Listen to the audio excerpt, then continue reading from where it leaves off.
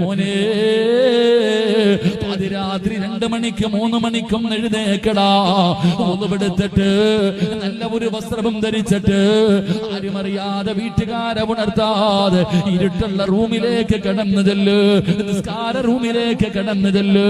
എന്നിട്ട് ആ മുസല്ല വിരിച്ചിട്ട് അവിടെ ഇരുന്ന് കൊണ്ട് 2 റക്അത്ത് ആത്മാർത്ഥമായിട്ട് ഇഖ്ലാസോടുകൂടി 2 റക്അത്ത് നമസ്കരിക്കടാ ചെറുപ്പക്കാരാ.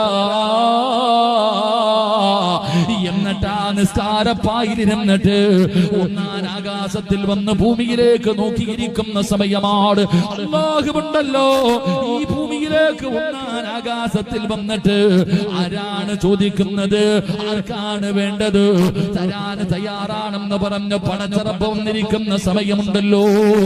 ആ സമയത്ത് പടച്ചറപ്പിന്റെ ദർബാറിലേക്ക് ആ നിസ്കാരപ്പായിലിരുന്നിട്ട് അല്ലാഹുവോട് നിനക്ക് പറയാ